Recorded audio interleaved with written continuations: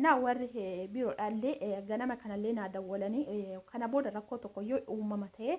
isaanitti maltii tokko osoo hin dubbanne gara keenyatti qofa dawwalii sanaan ala dirqama hin qabdu ati kontiraata fixee jirtaa sababa fedha keetiin deebitee dhuftee mana isaanii hojjetaa jirta haa ta'u malee immoo firii viizaa banachuullee firii viizaallee hojjisiifachuu ni dandeessa waan ta'eef kanaaf dirqama hin qabdu waan jedhan isaan naa bilbilanii natti dubbatanii turan isin jechuu barbaadetananii kanatu na mudate kanaaf irraa of eeggannoo godhaadha namoonni akka kanatti of dagattanii jiraattan of eeggannoo godhaadha. Ashama harka fuudhee akkam jirtan hordoftoota chaanala kootii kan taatan marti keessanuu nagaan rabbii lafaaf iddoo jirtan itti isiniif haa baay'atu akkam turtan akkamsaa kana geessan ani obboleettiin keessan nagaa guuturraa faa qabaa nageenya na bukkee ture isin birallee jiraatu isiniin jechaa namoonni chaanala kanaaf haala taatan subscribe like gochuudhaan maatii keenyatti dabalamaa kan maatii koo turtan immoo hanga yoonaa yaadawwan garaagaraatiin na deeggaraa turtan galatoomaa galata guddaa na biraa qabdu isiniin jechuu jaaladha deebi'ee dhufee jira innis maaliin nan deebi'ee dhufe wanta addaa yookaan rakkoo cimaan tokko guyyaa kaleessaa na mudatee dhufe ture jechuudha guyyaa kaleessatti rakkoon sun kan na mudate haa ta'u malee maaliif rakkoo sanarraa waan an ofii keetti hubadhe waan an barumsarraa argadhe namoota akka kootti of dagatanii jiraniif namoota akka kootitti waan akkasii sun nun qaqqabu jedhanii yaadanii fi maaliif dhugaan isiniin jedha hammeenya na haa mudatu malee ani garuu barumsa guddaarraa argadhee jira. Kanaaf biyya namaa kana keessa jirru baay'een keenya akka anuma dabalatee jechuudha rakkoo guyyaa kaleessaa na mudate sana wajjin of daganneeti kan nuti jirru jechuudha. Sanatti rakkoo na mudate isin himuu kootiin duratti jechuudha maaliif nama tokko lama jedhee galateeffadhee yookaan galata galchee kanan hin dandeenye obboloonni koo guyyaa kaleessaa namni kamiyyuu musliima kiristaana osoo amantaadhaan osoo sabaa waliin qoodiin akka sanatti naaf birmattanii silkiin kan koo haga malsii deebisuu dadhabutti maal taatee maal si gargaaruu jettanii waan na gargaaruu qabdaniinis na bukkee dhaabbattanii waan isin gaafadhenis deebii naaf kennitanii keessan dhuftanii warri dawwalaa turtan irraa kaasee namni malsii deebisuu fi dadhabee jira maaliif baay'ina namaatirraa kan ka'e galatoomaa galata guddaa na biraa qabdanii waaqayyo isin haa eebbisuu keessattuu obboloonni kan musliimaa waaqayyo biddira keessan nama kaffaluun haa taasisu rabbiin dhugaan isin jedha akkuma kanatti jaalala kana isin irraan fudhatanii jaalala kana baay'isee isiniif haa kennu isin jechuu jaaladha. Nama guyyaa tokko miidiyaa irratti eenyummaa isaa hin beeknedha namoonni hedduun ijoolleen musliimaa jechuudha nama guyyaa tokko nagaa gaafadhee hin beekne maali miidiyaa kanarratti ammasis badaa bahee akkanatti guyyaa tokkollee rakkoo himadhee hin beeku kaleessa garuu daqiiqaa takka keessatti himadhee jechuudha waan daqiiqaa 20 keessa hin guunnetti nama meeqatama jechuudha nama hammam akkan lakkaa namni akka kanatti wal bukkee dhaabbata waan jedhu dhugaa gammachuu sa'aatii natti dhagaame hammana jedhee himachuu hin danda'u walumaa galatti galatoomaa galata guddaa na biraa qabdanis jechuu jaaladha. Gara rakkoo na mudateetti isiniif ce'uudhaaf akkasumas obboloonni kan koo akka koo kanatti of dagattanii jirtan irraa baradha barumsa guddaa isiniif ta'a isiniin jechuu jaaladha. Maaliif jennaani nuti gaafa mana namaa kana jirru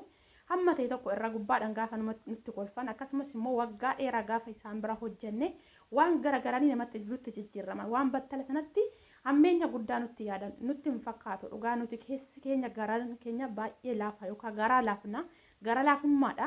kan lafa kamittiyyuu nama gaditti yookaas immoo rakkoo guddaa nurraan geessisaa jiru maalinni biyya keessas ta'e ala nuti garaa laafna hammeenyummaadhaan kaanee battala sanatti waan tokko murteessuu hin dandeenyu of duuba keenya gaggaragarreetti laaluudhaan isiniin jechuu barbaadetananii jaran bira hojjedhu kana already waggaa jaaffaa koo jalqabee jira waggaa 5 hojjedhee jira waggaa 5 ji'a kana keessa kana nani fixa jechuudha. Kanaaf dhugaan isiniin jedha wanta suma rakkoon akkasii yookaas waan akkasii isaan biraa rakkoon akkasii na mudata jedhee yaadellee keessa koottillee itti yaadee hin beeknedha jechuudha. Sababiin isaas maaliif waggaa amma kana ta'ee jira already irra gubbaadhaan ni kolfu hamma kanasanii hojii kootiin alatti walitti dhufeenyi kiyyaaf isaanii jechuudha walitti dhufeenyi keenya isaan lamaan gedduu anaaf isaan gedduu jiru jechuudha. Jiramii namoonni tokko tokko jechuudha. Gaafa isaan nama wajjin kolfanii taphatan hammam dabarseellee kan saba ofii isaanitti hamatu kan waa'ee biyya ofiillee isaanitti himtanii jedhu jira sana ammasis miti haa ta'u garuu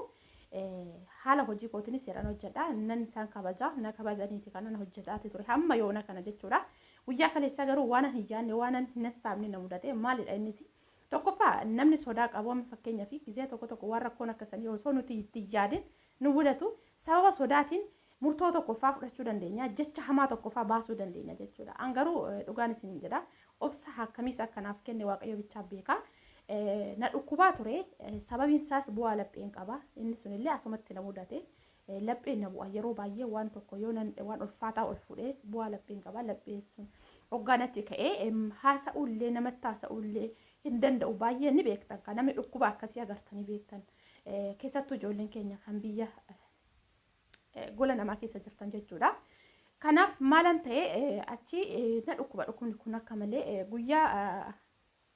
maalitii kan isheen jechuudha guyyaa jimaataa galgala maashina mana muluu kaayee jettee sa'aatii 2 already akka sa'aatii Itoophiyaatti sa'aatii 2 ta'eera qulqulleessi mana ammuma ka'ee jiran jettee galgala maaloo na dhukkubaa jira. Ganaman qulqulleessa walitti qabeetuun iyyuu kanaan immoo hidhadheen jira na agartee jirti akka na dhukkubus agartee jirti guyyaa muluu hidhadheen hojjetaa oolee ammuma kana malee naan jette. Tole jedheen naqee qulqulleessee wanta kan dubbanne kanaafuu achi ka'ee qulqulleessee lafti bareennaan ittiin jetteetuma dubbiidhaan na barbaadde. Waan anan hin balleessite jettee dudubbachuu baay'iste.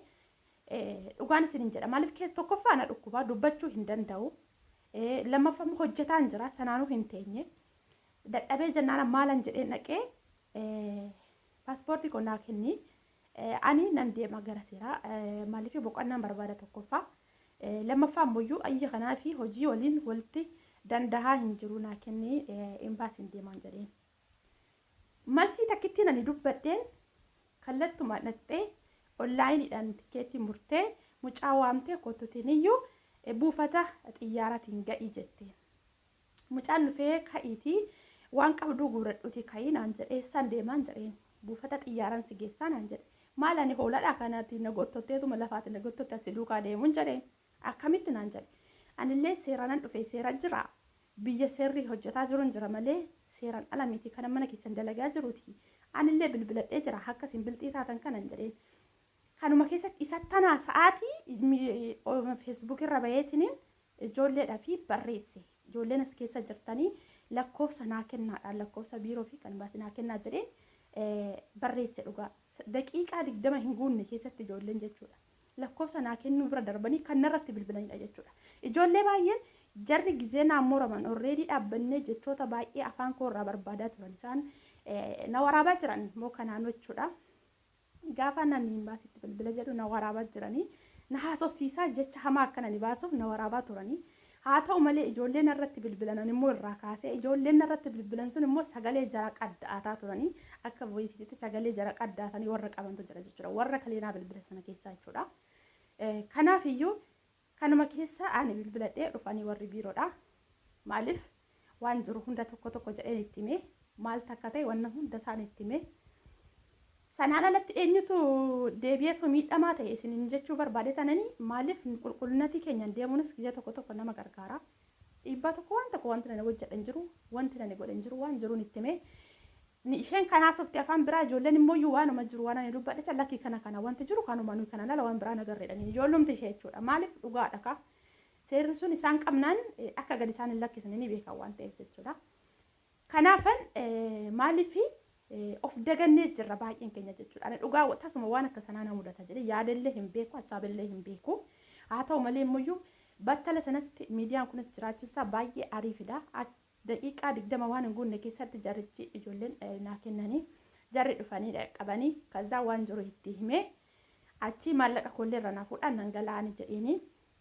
garuu hojjechuu na barbaada waggaa tokko sana booda nan galaan jedheeni mana na qayyartanii jedheeni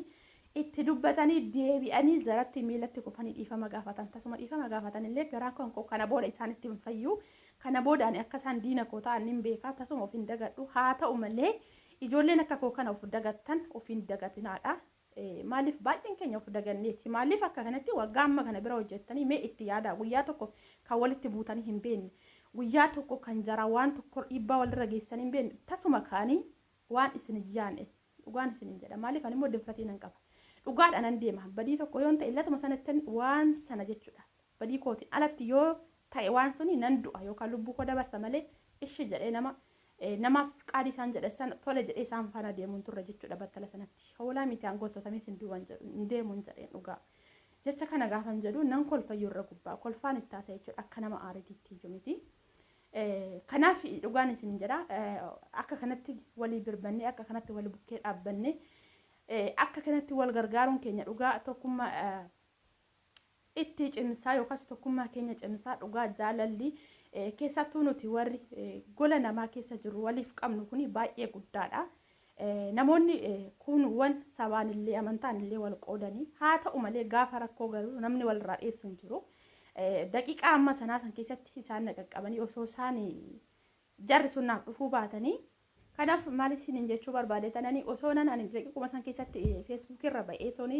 ijoollee bahariin keessa jirtanne lakkoofsa biiroodhaa wayii kan hin baasidha naa kennaa jedhee isaaniif barreessuu baadhee jechuudha.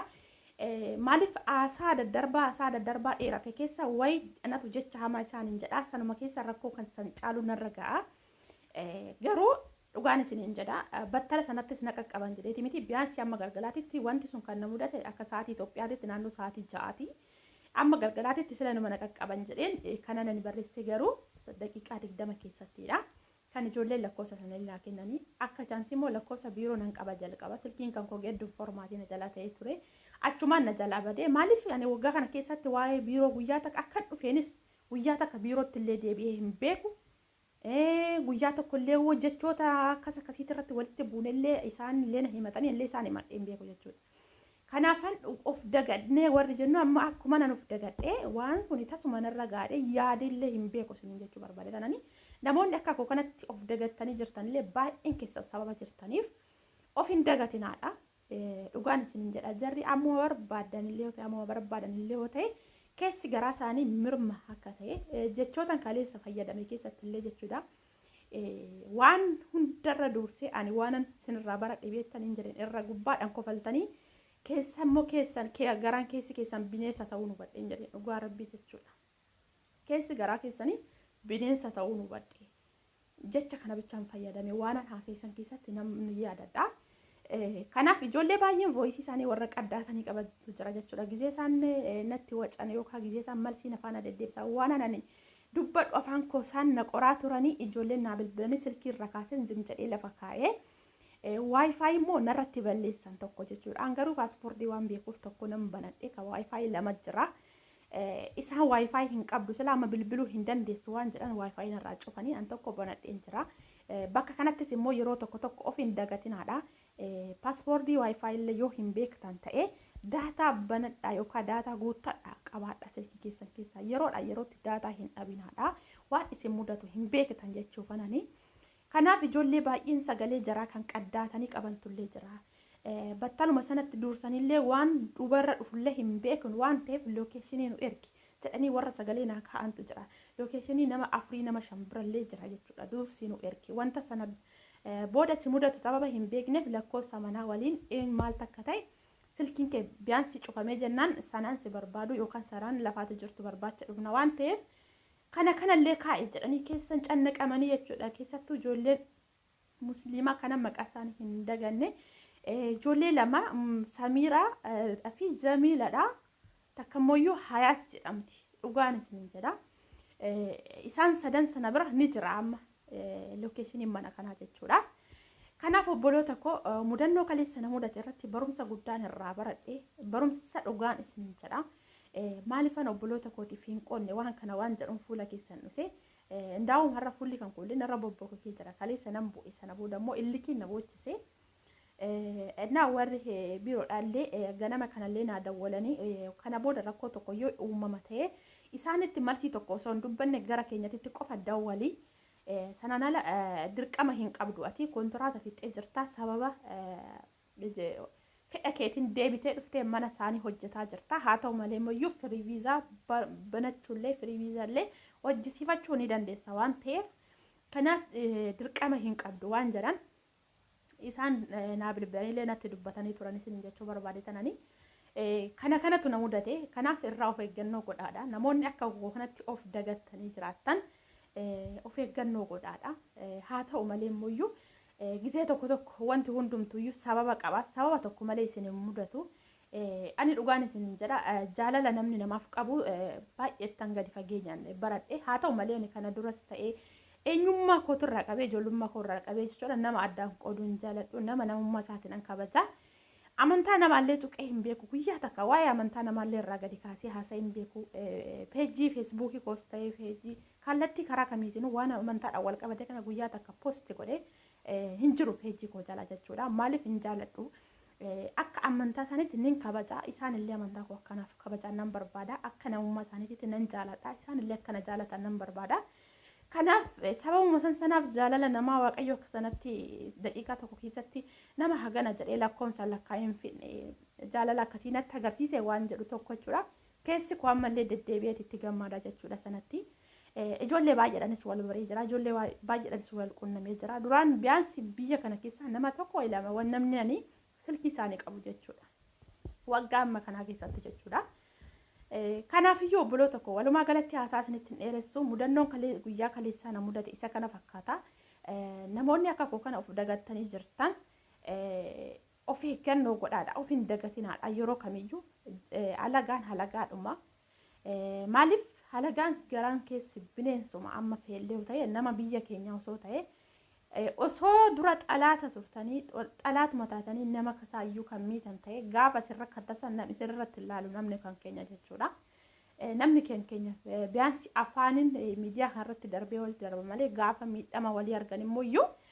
walirraa hedheessanii haa ta'u malee waaqayyo ammas jaalala nuuf haa kennu biyya keenyattis nagaa nu haa buusu rabbi akkuma kanatti tokko nu haa taasisu waaqayyoon jaalala nuuf gidduutti haa baay'isuun isin jedha hanga viidiyoo biraatti walitti deebinutti nagaan naa tura mee mudannoo akkanaa kanarraa waan barattan yaada keessan koomentii jala naa kaa'aa namni waan akkasiis mudatee jira ta'es immoo yaada keessan nuuf kaa'uu hin dagatinaadha laayikii godhaa namoota baay'eedhaaf sheerii godhaa namni akka koo kanatti of dagatee jiru ni jiru waan ta'eef isaan sana yoo qaqqabe irraallee barachuu danda'a waan ta'eef jechuudha baay'een isin jaaladha baay'een isin kabajaa nagaan naaf tura turtii gaarii hanga viidiyoo biraa walitti deebinutti